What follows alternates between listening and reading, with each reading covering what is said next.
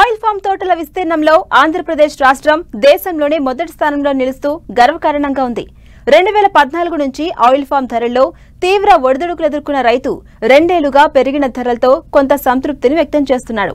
ఈ పంటకు మధ్య దళారుల బెడద లేకపోవడంతో స్థిరమైన ఆదాయాన్ని అందించే పంటగా ఆయిల్ ఫామ్ గుర్తింపు పొందింది. నెల్లూరు నుంచి శ్రీకాకుళం వరకు, అటు రాయలసీమలోని అనంతపురంలోనూ, తెలంగాణ రాష్ట్రంలోని ఖమ్మం జిల్లాలోనూ ఈ తోట పంట విస్తరించి ఉంది. పంట విస్తరణకు ప్రభుత్వ రాయితీలు కూడా తోడవడంతో సాగులో రైతు ఉత్సాహంగా ముందడుగు వేస్తున్నాడు. ఈ తోట పంటకు మంచి యాజమాన్య పద్ధతులు కూడా తోడైతే ఎకరాకు 15 టన్నుల దిగుబడిని పొందే వీలుందని ఉద్యాన శాఖ తెలియజేస్తోంది.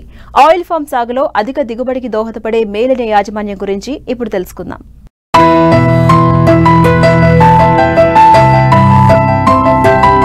కోస్తా జిల్లాల్లో శరవేగంగా విస్తరిస్తున్న తోట పంట ఆయిల్ పామ్. నూనె గింజల్లో అత్యధిక రికవరీ కలిగిన ఏకైక పంటగా ఆయిల్ పామ్ పేరుగాంచింది. నీరు నిల్వ ఉండని సారవంతమైన నల్లగరప నేలలు, ఎర్ర నేలలు ఈ పంట సాగుకు అత్యంత అనుకూలం. అయితే నీటి వసతి ఉన్న ప్రాంతంలో ఇసుక భూముల్లో కూడా రైతులు ఈ పంటను సాగు చేస్తున్నారు. దీర్ఘకాలం పాటు కొనసాగే ఈ తోటల్లో మొక్కలు నాటిన దగ్గర నుండి రైతులు యాజమాన్యంపై తగిన శ్రద్ధ పెడితే మంచి ఫలితాలు సాధించవచ్చని సూచిస్తున్నారు సీనియర్ శాస్త్రవేత్త doctor Sudha Jacob. Oil palm అనేది నీరు ఎక్కువగా తీసుకునేటువంటి పంట. అందుకనే దీని సాగుబడిని కూడా ఎక్కడైతే మనకి 2500 నుంచి 3000 మిల్లీమీటర్ల సంవత్సరానికి వర్షపాతం ఉంటుందో అటువంటి ప్రాంతాల్లోనే దీని సాగుని రికమెండ్ చేస్తూ ఉన్నారు. అయితే మన రాష్ట్రంలో మనకు అంత దిగుబడి, అంత వర్షపాతం లేదు కనుక వర్షపాతంతో పాటుగా సాగునీరు అందించగలిగేటువంటి ప్రాంతాల్లో ఈ యొక్క ఆయిల్ పామ్ని మనం సాగు చేసుకోవచ్చు. ప్రపంచవ్యాప్తంగా కూడా టెనారా హైబ్రిడ్నే ఎక్కువగా సాగు చేస్తూ ఉంటారు. దీంట్లో మేలైనటువంటి యాజమాన్య చర్యలు మనం గమనించినట్లయితే ఎకరానికి దాదాపు 57 మొక్కలు పెట్టుకోవాల్సినటువంటి అవసరం ఉంది. ప్రతి మొక్కకి మధ్య 9 మీటర్ల దూరం పెట్టుకుని త్రిభుజాకారంలో మొక్కల్ని మనం నాటుకోవాల్సినటువంటి అవసరం ఉంది. మొక్కలు నాటుకునేటప్పుడు మనం తీసుకోవాల్సిన జాగ్రత్తలను గమనించినట్టయితే 60 సెంటీమీటర్లు ఎటు చూసినా అంటే పొడవు, వెడల్పు, లోతు ఉండేటట్టు గుంటలు తీసుకొని దాదాపు 12 నుంచి 14 నెలల వయసున్నటువంటి ఈ ఆయిల్ పామ్ మొక్కల్ని నాటుకోవాలి. కింద నుంచి చెదలు ఏం రాకుండా ఉండడానికి ఒక 50 గ్రాముల ఫోరెట్ కానీ, దాంతోపాటు సింగిల్ సూపర్ ఫాస్ఫేట్ ఒక 500 గ్రాములు, దాంతోపాటుగా ఒక 20 నుంచి 30 కిలోల సేంద్రియ, బాగా మాగినటువంటి సేంద్రియ ఎరువును కూడా వేసుకున్నట్టయితే మొక్కలు తొందరగా నాటుకొని తొందరగా పెరగడానికి అవకాశం ఉంటుంది. ఆయిల్ పామ్ నాటిన 3 సంవత్సరాల నుండి దిగుబడి ప్రారంభమవుతుంది. మొదటి 3 సంవత్సరాలు చెట్లు ఆరోగ్యవంతంగా పెరిగేందుకు పోషక యాజమాన్యంలో తగిన జాగ్రత్తలు తీసుకుంటే 4వ సంవత్సరం నుండి మంచి దిగుబడి వస్తుంది. ఈ పంటలో చెట్ల వయసును బట్టి ఎరువుల వాడకంలో తగిన జాగ్రత్తలు తీసుకోవాలి. ఎరువుల యాజమాన్యాన్ని గమనించినట్టయితే నత్రజని, భాస్వరం, తర్వాత పొటాష్ ఎరువుల్ని తప్పనిసరిగా మనం అందించాలి. నత్రజని ఎరువుని మనం గమనించినట్టయితే మొదటి సంవత్సరంలో దాదాపు 870 గ్రాముల యూరియాని మనం ప్రతి చెట్టుకి వేసుకోవాలి. రెండవ సంవత్సరంలో దాదాపు 1740 గ్రాములు వేసుకోవాలి. మూడో సంవత్సరంలో మనం చూసుకున్నట్టయితే 2610 గ్రాములు వేసుకోవాలి. ఈ ఎరువుల్ని 3 భాగాలుగా చేసుకొని 4 నెలలకు ఒకసారి మనం చెట్టుకి వేసుకోవాలి. లేదంటే 4 భాగాలు చేసుకొని 3 నెలలకు ఒకసారి మనం చెట్టుకి వేసుకున్నట్టయితే ఎరువుని సక్రమంగా మొక్కకు అందించి తద్వారా మొక్క కూడా సరిగా దాన్ని వినియోగించుకోవడానికి అవకాశం ఉంటుంది. అదే భాస్వరం ఎరువులు మనం గమనించినట్టయితే సింగిల్ సూపర్ ఫాస్ఫేట్ మొదటి సంవత్సరం 1250 గ్రాములు మనం వేసుకోవాలి, అంటే కిలోంపావు వేసుకోవాలి. రెండవ సంవత్సరంలో 2500 గ్రాములు అంటే 2.5 కిలోలు వేసుకోవాలి. మూడో సంవత్సరం నుంచి 3550 గ్రాములు అంటే 3 కిలోల 30 కిలో దీన్ని మనం ప్రతి చెట్టుకి వేసుకోవాలి. ఒకవేళ చెట్టు వయసు పెరుగుతూ ఉంది, అవసరం ఎక్కువ ఉందంటే కొంత 4 కిలోల దాకా కూడా మనం వేసుకోవచ్చు. అదే పొటాష్ ఎరువులు గమనించినట్టయితే మొదటి సంవత్సరంలో 667 గ్రాములు ప్రతి చెట్టుకి వేసుకోవాలి. రెండవ సంవత్సరంలో 1333 గ్రాములు, మూడో సంవత్సరంలో దాదాపు 2 కిలోలు వేసుకోవాలి. అంటే భూమిలోని పొటాష్ లభ్యతను బట్టి మనం ఈ పొటాష్ ఎరువు వేసుకుంటాన్ని మనం నిర్ణయించాల్సినటువంటి అవసరం ఉంది. ఆయిల్ పామ్ తోటల్లో ముఖ్యంగా సూక్ష్మ పోషక ధాతు లోపాలు తలెత్తకుండా బోరాన్, మెగ్నీషియంను సంవత్సరానికి 2-3 దఫాలుగా తప్పనిసరిగా అందించాలి. వీటిని ఇతర ఎరువులతో కలపకుండా ప్రత్యేకంగా వెయ్యాలి. మెగ్నీషియం సల్ఫేట్ కూడా అవసరం ఉంటుంది. మొదటి సంవత్సరం 125 గ్రాములు, రెండో సంవత్సరం 250 గ్రాములు, మూడో సంవత్సరం నుంచి 500 గ్రాములు. ఈ విధంగా మనం ప్రతి చెట్టుకు కూడా వేసుకోవాలి. బోరాన్ కూడా మనం వేసుకోవాలి. మొదటి సంవత్సరం చెట్టుకి 25 గ్రాములు, రెండో సంవత్సరం 50 గ్రాములు, మూడో సంవత్సరం నుంచి ప్రతి చెట్టుకి 100 గ్రాముల చొప్పున మనం వేసుకోవాలి. వీటన్నిటిని కూడా 3 లేదా 4 భాగాలుగా విభజించి 3 నెలలకు కానీ 4 నెలలకు కానీ ఒకసారి వేసుకున్నట్టయితే మొక్క సరిగ్గా మనం వేసినటువంటి పోషకాలని వినియోగించుకుంటుంది. మొక్క మొదల దగ్గర నుంచి 1 మీటర్ వరకు మనం పళ్ళాన్ని కట్టుకోవాలి. ఆ మీటర్ నుంచి రెండో సంవత్సరం వరకు 2 మీటర్ల పళ్ళాన్ని ఉంచుకోవాలి. తర్వాత మూడో సంవత్సరం అయితే ఈ పళ్ళెం యొక్క వ్యాసార్థం మనం 3 మీటర్ల వరకు పెంచుకోవాలి. ఆ ప్రదేశంలో మనం వేసేటువంటి ఎరువులన్నీ వేసుకొని నీరు పెట్టుకున్నట్టయితే మొక్క మనం వేసినటువంటి ఎరువుల్ని తీసుకొని సక్రమంగా వినియోగించుకొని అధిక దిగుబడులు ఇస్తానికి అవకాశం. మొదటి 2 సంవత్సరాలు తోటల నుండి దిగుబడి ఉండదు. వేరు వ్యవస్థ పెద్దగా విస్తరించదు. కనుక మొక్కల మధ్య ఖాళీ స్థలంలో అంతర పంటల సాగు ద్వారా రైతులు అదనపు ఆదాయం పొందవచ్చు. దీనివల్ల కలుపు కూడా సమర్థంగా అరికట్టబడుతుంది. 3వ సంవత్సరం నుండి చెట్లు అధిక కొమ్మలతో విస్తరిస్తాయి. కనుక చెట్ల మధ్య నీడ ఎక్కువ ఉండి కలుపు ఉండదు. ఈ దశలో పాక్షిక నీడను ఇష్టపడే కోకో పంటను అంతర పంటగా సాగు చేస్తే ఆయిల్ పామ్తో పాటు అదనపు ఆదాయం పొందవచ్చు. తోటల్లో నరికిన ఆకులను చెట్ల మధ్య మల్చింగ్ చేసినట్లయితే ఇవి కుళ్ళి సేంద్రియ ఎరువుగా ఉపయోగపడటంతో పాటు భూమిలో తేమను నిలుపుకునే శక్తి పెరుగుతుంది.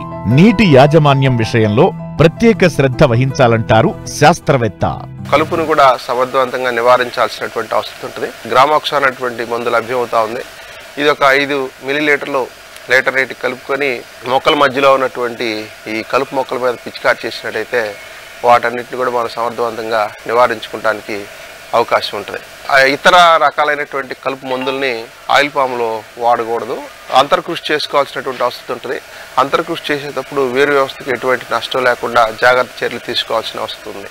తర్వాత నీటి యాజమాన్యంలో ప్రత్యేకంగా మనం తీసుకోవాల్సినటువంటి జాగ్రత్తలు గమనించినట్టయితే ప్రతి చెట్టుకు కూడా దాదాపు మొదటి దశలో 150 నుంచి 200 లీటర్ల నీరు అవసరం ఉంటుంది అనమాట ప్రతిరోజు. సో తర్వాత 2 సంవత్సరం మనం గమనించినట్టయితే దాదాపు 200 నుంచి 250 లీటర్లు అవసరం ఉంటుంది. 3వ సంవత్సరం నుంచి దాదాపు 250 లీటర్లు ఆ పైన మనం ప్రతి చెట్టుకు కూడా అందించాల్సినటువంటి అవసరం ఉంటుంది. వేసవి కాలంలో మాత్రం ఈ యొక్క నీటి అవసరత కొద్దిగా ఎక్కువగా ఉంటుంది. ఒక 50 లీటర్లు ప్రతి చెట్టుకు కూడా పెంచాల్సినటువంటి అవసరం ఉంటుంది. మనం అందించేటువంటి నీటిని మొక్కలు సమర్థవంతంగా వినియోగించుకోవాలంటే మనం డ్రిప్ ఇరిగేషన్ సిస్టమ్ ద్వారా కానీ లేదంటే మైక్రో స్ప్రింక్లర్స్ అంటాం, వీటి ద్వారా కానీ మనం అందించినట్టయితే నీటి యొక్క వృధాని తగ్గించుకొని మొక్క సమర్థవంతంగా మనం అందించేటువంటి నీటిని వినియోగించుకొని అధిక దిగుబడి సాధించడానికి అవకాశం ఉంటుంది. నీరు సరిగ్గా మనం ఇవ్వలేనట్లయితే బెట్ట పరిస్థితులు వచ్చినట్లయితే దిగుబడులు తగ్గడానికి అవకాశం ఉంది, మగ పుష్పాలు రావడానికి అవకాశం ఉంది. కనుక నీటి యాజమాన్యంలో ప్రత్యేకమైనటువంటి జాగ్రత్త చర్యలు తీసుకోవాల్సిన అవసరం ఉంది. ఈ విధంగా మేలైన యాజమాన్య పద్ధతులు చేపట్టినట్లయితే చెట్ల వయసు పెరిగే కొద్దీ దిగుబడి వృద్ధి గణనీయంగా ఉంటుంది. నాటిన 7-8 సంవత్సరాల నుండి ఎకరాకు 10 టన్నుల దిగుబడి సాధించవచ్చు.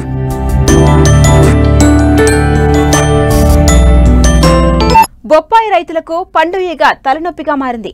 కాయ దశ నుంచి పక్వానికి వచ్చే దశలో ఈ ఈగ ఆశించి తీవ్ర నష్టం చేస్తుంది. రైతులు ఎన్ని నివారణ చర్యలు చేపట్టినా తిరిగి దాడి చేస్తుండటంతో దిగుబడులు గణనీయంగా తగ్గిపోతున్నాయి. ఎన్ని రకాల పురుగు మందులు వాడినా వీటిని నివారించలేకపోతున్నారు. ఈ నేపథ్యంలో పండు ఈగ నివారణకు చేపట్టాల్సిన సమగ్ర యాజమాన్య చర్యల గురించి తెలియజేస్తున్నారు ఖమ్మం జిల్లా వైరా కృషి విజ్ఞాన కేంద్రం ఉద్యాన శాస్త్రవేత్త వనం చైతన్య.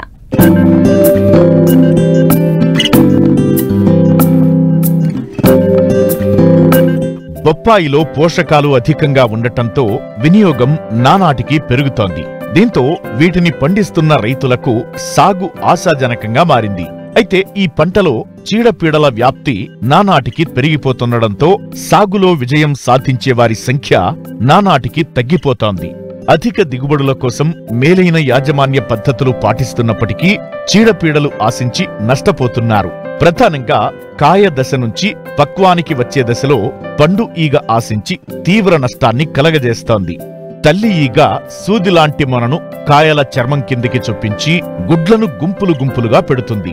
ఈ గుడ్లు 3-4 రోజుల్లో పొదగబడి చిన్న లార్వాగా వృద్ధి చెంది కాయలోని గుజ్జును తినడం వలన కాయలు మెత్తబడి కుళ్ళిపోతున్నాయి. ఈ నేపథ్యంలో పండు ఈగ నివారణకు చేపట్టాల్సిన సమగ్ర సస్యరక్షణ చర్యల గురించి రైతులకు తెలియజేస్తున్నారు ఖమ్మం జిల్లా వైరా కృషి విజ్ఞాన కేంద్రం ఉద్యాన శాస్త్రవేత్త వనం చైతన్య.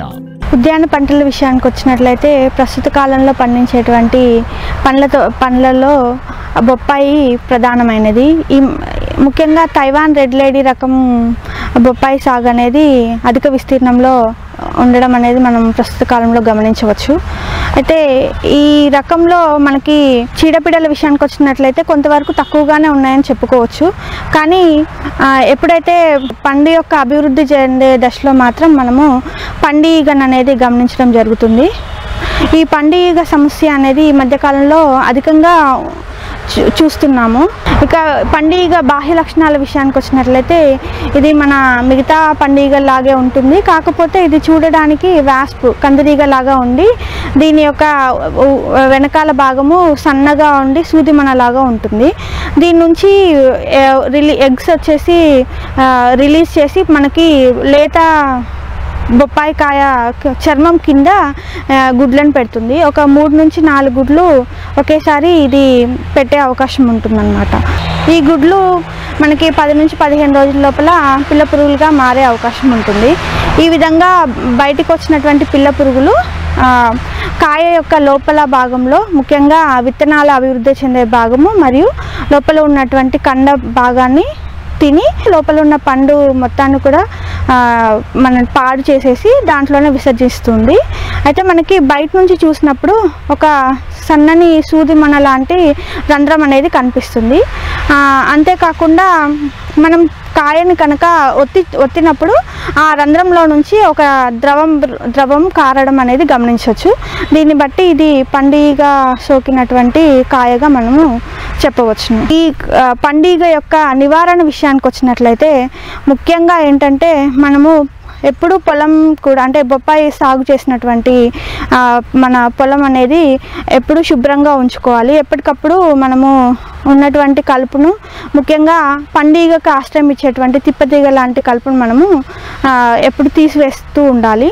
ఇంకా అంతేకాకుండా బాగా పండినటువంటి కాయల్ని కనుక మనము పొలంలో అలాగే ఉంచినట్లయితే ఆ కాయ అవి కింద పడి పగిలిపోయి దాని నుంచి వచ్చినటువంటి ద్వారా కూడా మనకి ఈ పండుగ అనేది కొంచెం ఎక్కువగా వచ్చే అవకాశం ఉంటుంది. కాబట్టి మనము కొంచెం పరిపక్వ దశకి రాగానే వెంటనే కాయల్ని మనము కోసుకుంటే మనకి పండుగ ఉధృతిని కొంతవరకు తగ్గించుకోవచ్చును. అంతేకాకుండా మనము ఎకరాకి 5 నుంచి 8 లింగాకర్షక బుట్టల్ని పెట్టుకోవాలి. ఇక అంతేకాకుండా ఇవి ఏవైతే మనకి లోపల ఉన్నటువంటి పిల్ల పురుగులు కాయ నుంచి కిందికి వచ్చేసి మనకి మట్టిలో ప్యూపేషన్ అనేది జరుగుతుంది. అంటే కోశస్థ దశ దీన్ని మట్టిలో జరుగుతుంది. కాబట్టి మనం ఏం చేయాలంటే చెట్టు చుట్టూ ఉన్నటువంటి మట్టిని ఎప్పటికప్పుడు కలియబెట్టడం వల్ల అది కోశస్థ దశలను మనము నాశనం చేసే అవకాశం ఉంటుంది. ఇంకా కూడా మనకి కొంచెం ఇంకా ఉధృతి ఎక్కువగా ఉంది అంటే మనము మిథైల్ యూజ్నాల్ ట్రాప్స్ కానీ బిషపు ఎరల్ని కానీ మనము అక్కడక్కడ పల్లెంలో కనుక ఈ ద్రవం పోసి మనం అక్కడక్కడ చెట్లకు వేలాడి తీసినట్లయితే మనము కొంతవరకు తగ్గించుకోవచ్చు.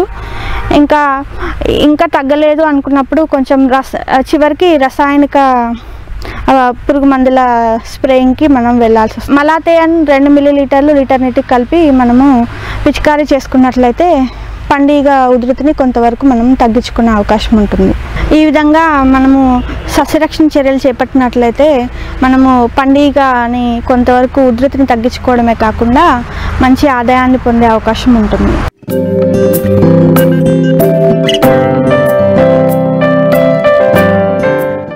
తమలపాకు లేనిదే ఏ పండుగ శుభకార్యం జరగదు. ప్రతి శుభకార్యంలో దేవుళ్ల వద్ద పూజలకు మనం ఎక్కువగా ఈ ఆకులను ఉపయోగిస్తాం. అంతేకాదు తమలపాకును లక్ష్మీదేవికి సమానంగా భావిస్తారు. అందుకే ఈ తమలపాకుకు మన సంస్కృతి సంప్రదాయాలలో ప్రత్యేకమైన స్థానం ఉంది. అంతటి ప్రాధాన్యం గల తమలపాకు సాగు విధానం సైతం ఎంతో ప్రత్యేకంగా సాగు చేయాల్సి ఉంటుంది. ఇలా ఎన్నో ఏళ్లుగా తమలపాకును సాగు చేస్తూ ఉపాధి పొందుతున్నారు పశ్చిమ గోదావరి జిల్లాకు చెందిన ఓ రైతు.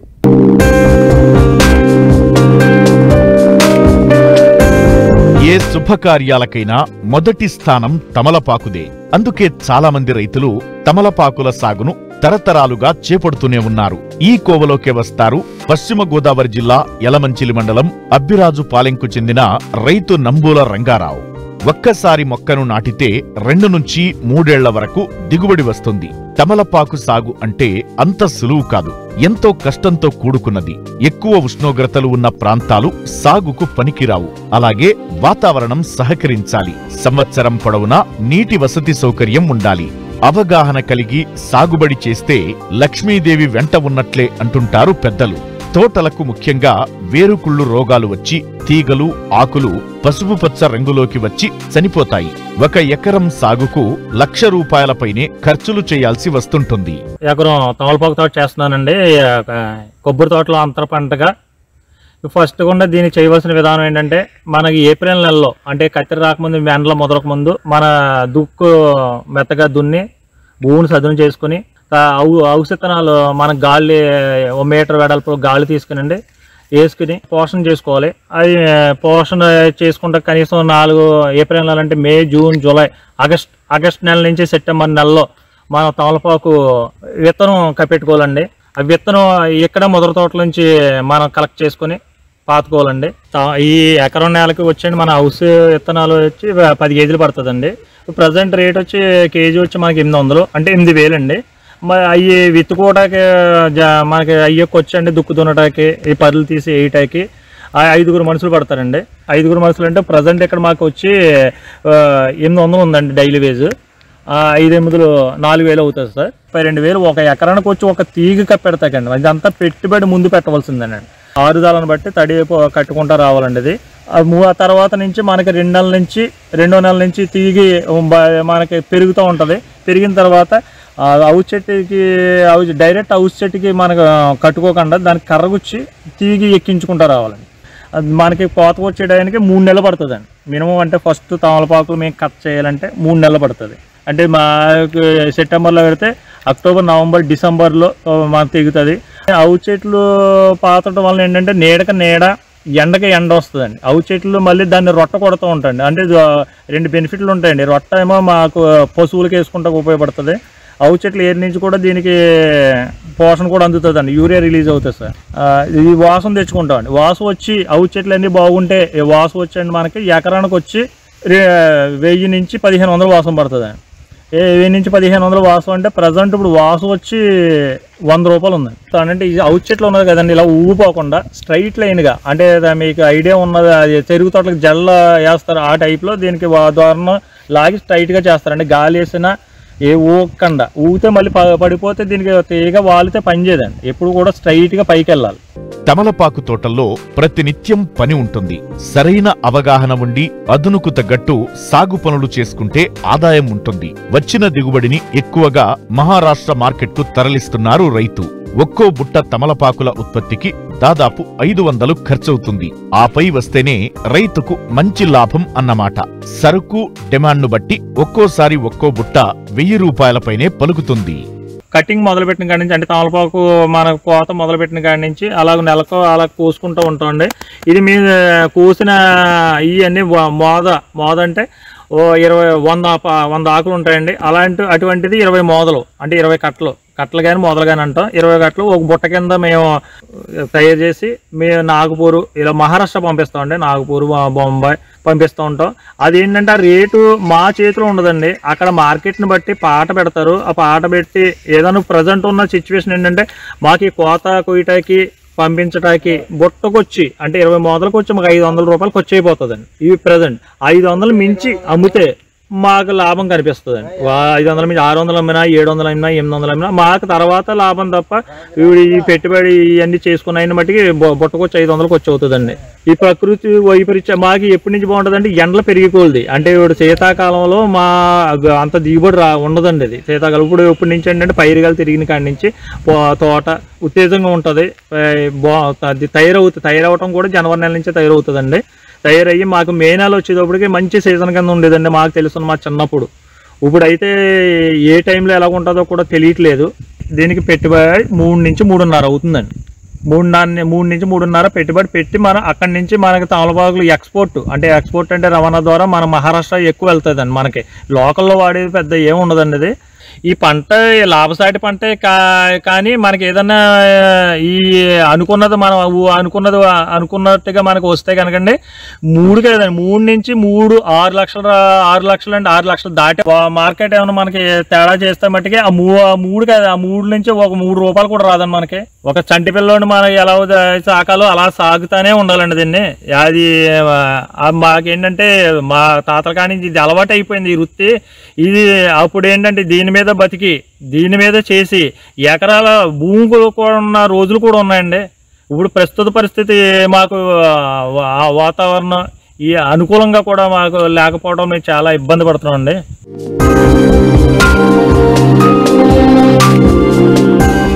వ్యవసాయంలో సమస్యలకు సందేహాలకు సమాధానాల కోసం మట్టి మనిషి రైతుకు అండగా నిలుస్తుంది. మీరు సంప్రదించవలసిన మా చిరునామా మట్టి మనిషి 10 TV road number 36 Jubilee hills Hyderabad 500033. మా ఫోన్ నెంబర్ 04030010110 మరియు 8897186111. మరిన్ని ఆసక్తికరమైన విశేషాలతో ప్రతిభా బయోటెక్ కోకొలి సమర్పించు మట్టి మనిషి కార్యక్రమంలో మళ్ళీ కలుసుకుందాం. అంతవరకు సెలవు. నమస్కారం.